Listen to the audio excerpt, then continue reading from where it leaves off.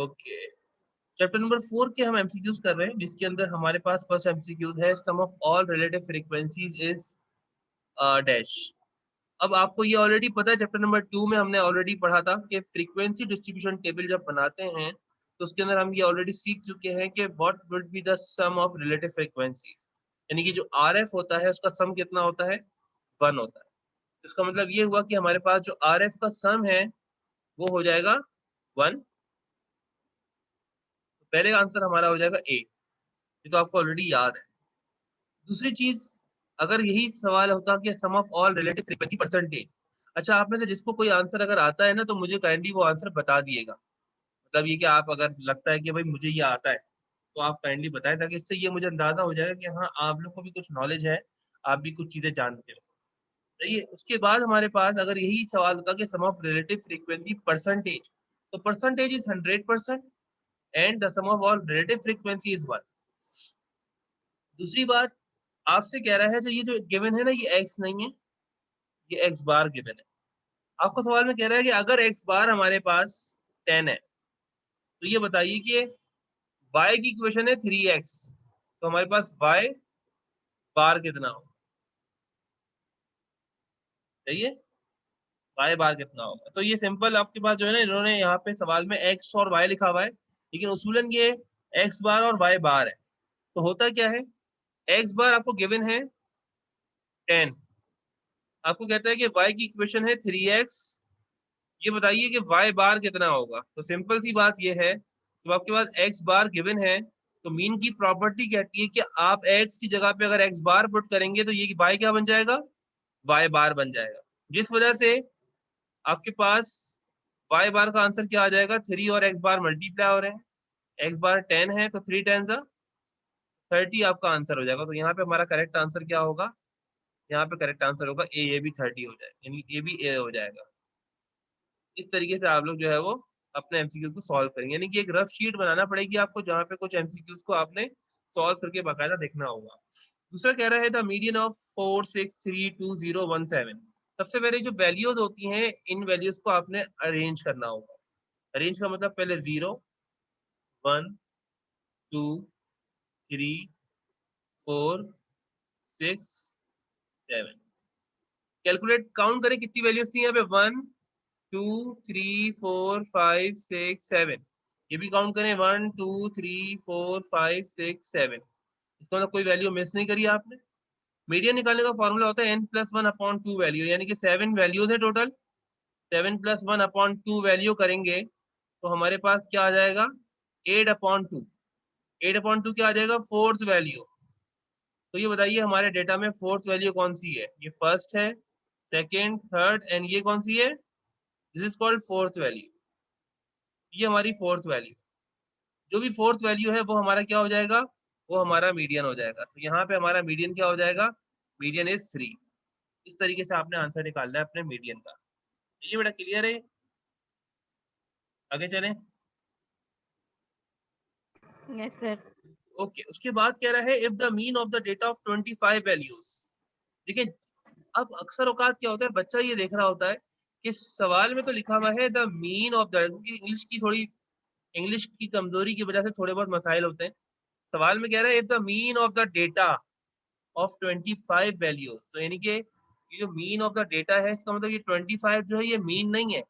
अक्सर बच्चे समझते हैं कि ये 25 मीन है, नहीं, 25 वैल्यूज हैं। वैल्यूज का मतलब नंबर ऑफ ऑब्जर्वेशन n, और इन 25 ऑब्जर्वेशन का जो मीन है वो कितना है, वो है हमारे पास 20। यानी एज के बाद जो लिखा होगा वो हमारा मीन की वैल्यू है।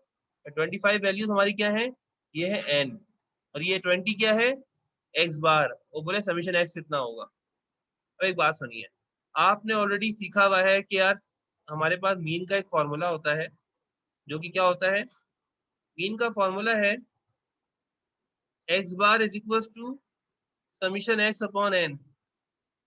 अब ये बताइए, आपने समीशन x मालूम करना है तो n यहाँ डिवाइड हो रहा है, वहां जाके मल्टीप्लाई हो जाएगा, समीशन x कैलकुलेट हो जाएगा।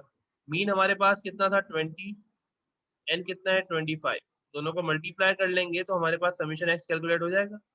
और ये कितना आएगा, 25 मल्टीप्लाई बाय 20 कितना हो जाएगा, 500, इस तरह से आपका समीशन एक्स मालूम हो जाएगा।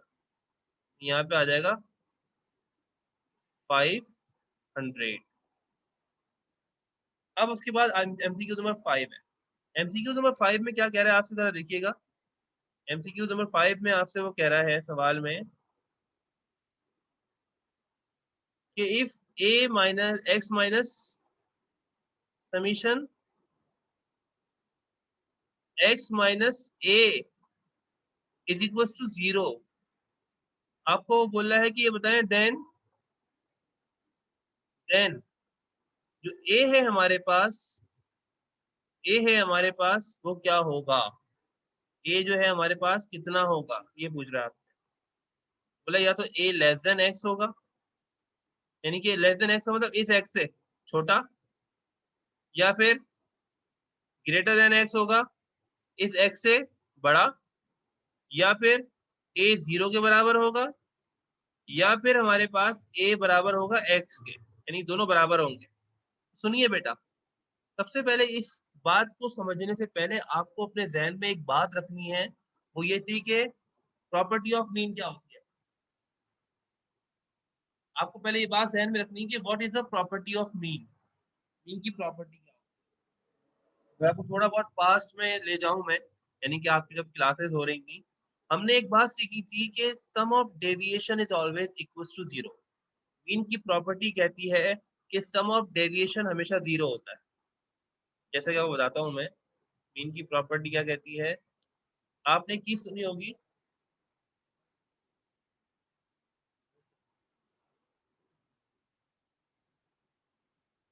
आपने मीन की प्रॉपर्टी पढ़ी थी, समीशन एक्स माइनस एक्स बार बराबर होता है 0 के। ये यानी कि सम ऑफ डेविएशन हमेशा किसके बराबर होता है, 0 के बराबर होता है। तो ये एक मीन की प्रॉपर्टी है, सही है भाई। तो हमारे पास क्या है, अब हमने इसमें ये देखना होता है कि हमें ये बताया जाता है कि आपके पास मीन की प्रॉपर्टी हमेशा क्या है, 0 होती है। ये जो x माइनस एक्स बार लिखा हुआ है ना, ये चीज कहलाती है डेविएशन। क्या बोलते हैं इसको, डेविएशन। डेविएशन का मतलब होता है डिस्टेंस या डिफरेंस या फासला। इसका मतलब क्या है, डेविएशन का मतलब है डिफरेंस, डिस्टेंस या फिर फासला। और आपके पास ये जो एक्स बार है, इसको वो कह रहे हैं यहाँ पे कि वो क्या है, ए है। अब एक बात बताइए, जो ए है बेसिकली क्या है, ये हमारे पास जो होता है ये एक्स बार होता है। क्या होता है, this a is called X bar, ये हमारा एक्स बार होता है। तो यहाँ पे आपके पास जो स्क्रीन आपके पास शो हो रही है, इसमें आप ये बात याद रखिएगा, ये जो हमारे पास यहाँ पे लिखा हुआ है ना, a is equal to x, ये basically a is equal to x नहीं है, ये हमारे पास है a is equal to x bar. A हमारा एक्स बार होता है। यहाँ पे जब भी कभी 0 आ जाए ना इज इक्वल टू के बाद, तो एक्स के साथ जो भी चीज माइनस होती है वो एक्स बार यानी मीन कहलाती है। ये बात याद रखना। ये बेसिकली क्या है, एक्स बार है। कि मीन की प्रॉपर्टी कह रही है कि सम ऑफ डेविएशन, अगर एक्स के साथ कुछ भी माइनस हो, यहाँ पे कोई भी चीज माइनस हो, और अगर वो 0 है, दैट मीन्स यहाँ जो भी वैल्यू आएगी वो एक्स बार कहलाएगी। तो ये बात याद रखनी है। अगर यहाँ आगे 0 नहीं हो इज इक्वल टू के बाद, तो फिर ये एक्स बार कभी नहीं हो सकता। एक्स बार अगर है तो आगे शर्त है कि 0 होना चाहिए, जैसा कि अभी आपके सामने लिखा हुआ है is equal to 0। That is why हमने कहा कि ए बराबर है किसके, एक्स बार के। यहाँ 500 आंसर आया था। यहाँ पे हमारे पास आंसर क्या आया था, इससे पहले वाला आंसर क्या आया था बेटा, 3 का, 3 3 आया था ना। ओके, उससे पहले वाला आंसर क्या आया था, 30। उससे पहले वाला 1। ओके, उसके बाद आ जाइए यहाँ पर MCQ number 6, sum of deviations measured from mean is always, अभी बताया था आपको मैंने। सम ऑफ 0 डेविएशन मीन का जो होता है क्या होता है, 0 0 होता है। Very good. तो यहाँ पे क्या आ जाएगा, 0। इसलिए फॉर द डेटा मॉड पूछ रहा है आपसे। देखिए ये बताइए, जो डेटा गिवन है ये अनग्रुप है या ग्रुप है,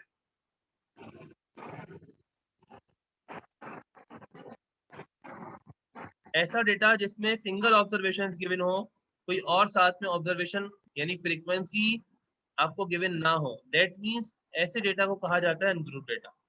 और अनग्रुप डेटा में मॉड फाइंड करने का तरीका होता है कि मोस्ट रिपीटेड या most frequent value in a data is called mod. तो ये बताइए इन वैल्यूज में कौन सी वैल्यू रिपीट हो रही है? 5, 8, 10, 6, 10, 12, 15, 10, 6। अगर आप नोट करें 6 हमारे पास कितनी बार? 2 बार रिपीट हो रहा है। और 10 हमारे पास कितनी बार? 10 हमारे पास 3 टाइम्स रिपीट हो रहा है।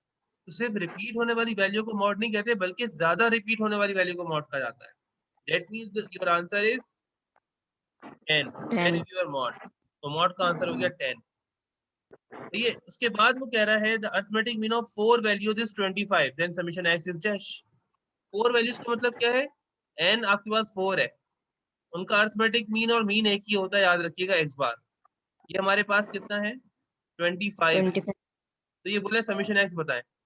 दोनों को मल्टीप्लाई कर दें, कितना आ जाएगा? 25 फोर द 100। तो आपका समेशन x आ गया है यहाँ पे 100। इस तरीके से आपका ये वाला एमसीक्यू भी क्या हो गया? सॉल्व हो गया। ये बताएं, यहाँ तक आपने कुछ नोट तो नहीं करना? मैं आगे आगे स्क्रॉल कर दूं? जी सर। ओके। उसके बाद अगर हम आगे चलते हैं तो हमारे पास कुछ एमसीक्यू मजीद आ रहे हैं। एमसीक्यू नंबर 9 से।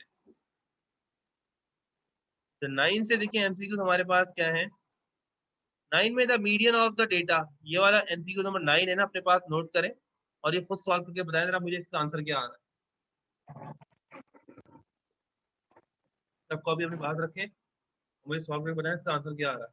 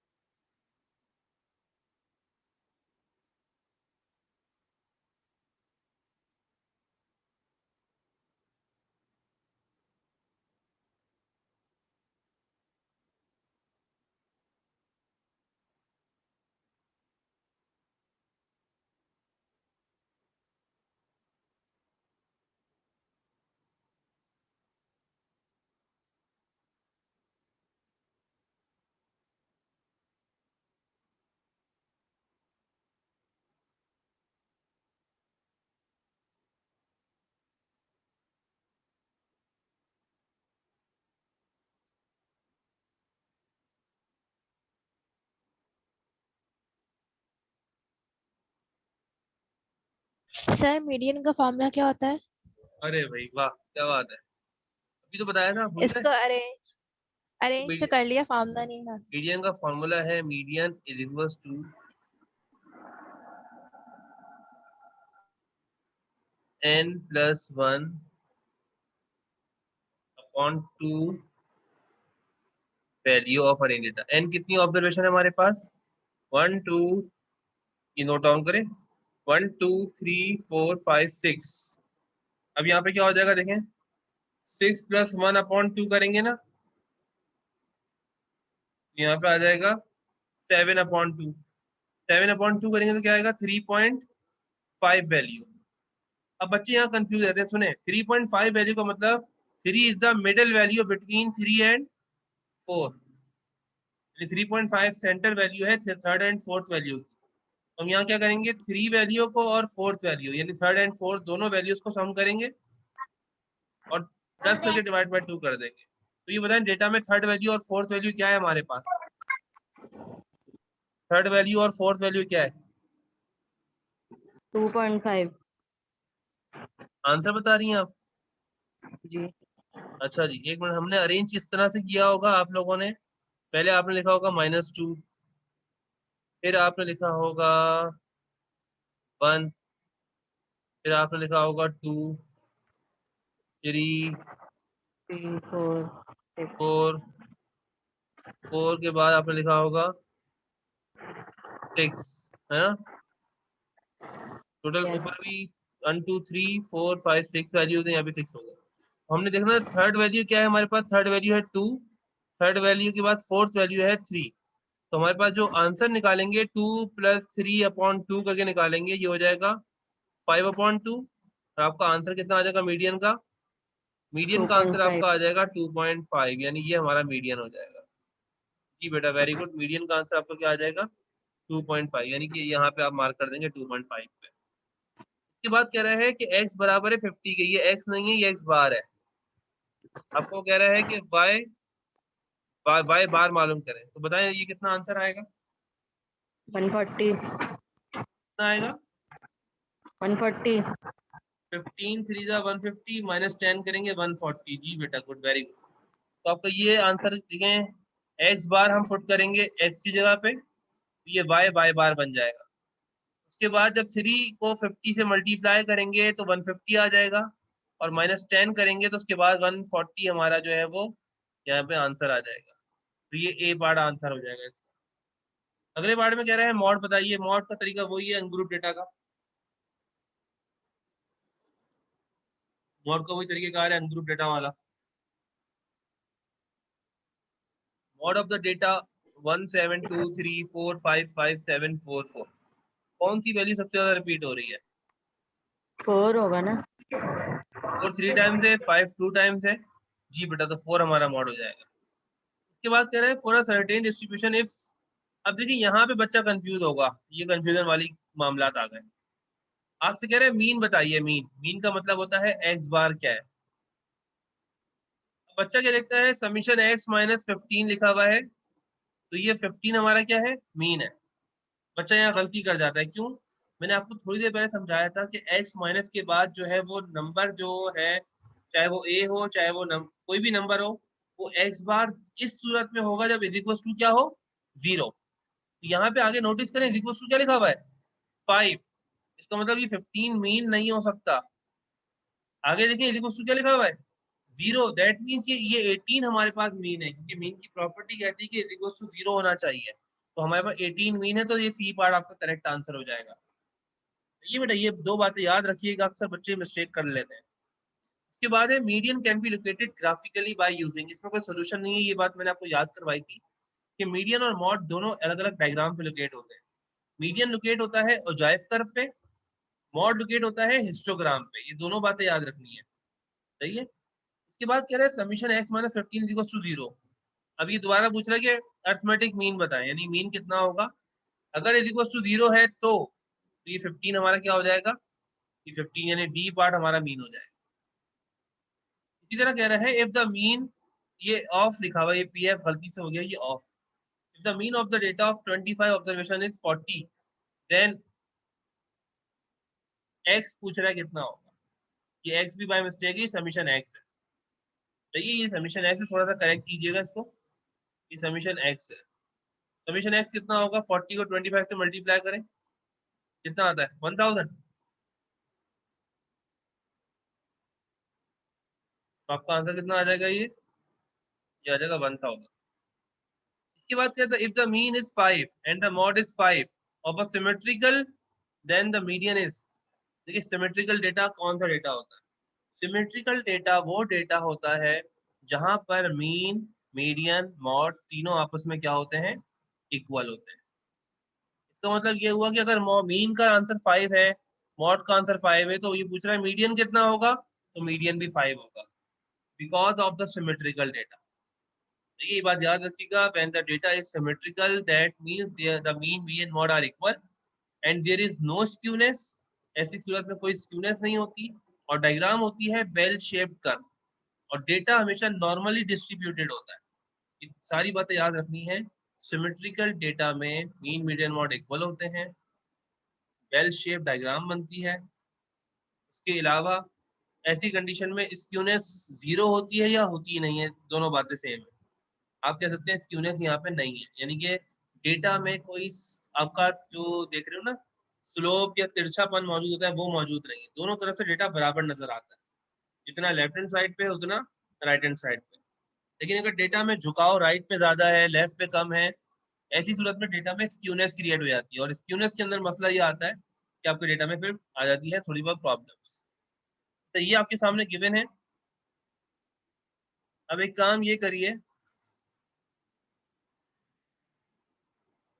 एक काम ये करिए आप, एमसीक्यूज आपके सामने रख रहा हूँ, जरा देखते हैं कौन आप लोग सॉल्व करते हैं, उसके आंसर मुझे बताइए आप। ठीक है, बाद वाले कुछ एमसीक्यूज हैं जो कि आपने तो सॉल्व करने हैं। हमने कहाँ तक, अभी 15 तक तो कर लिए, 16 तक कर लिए।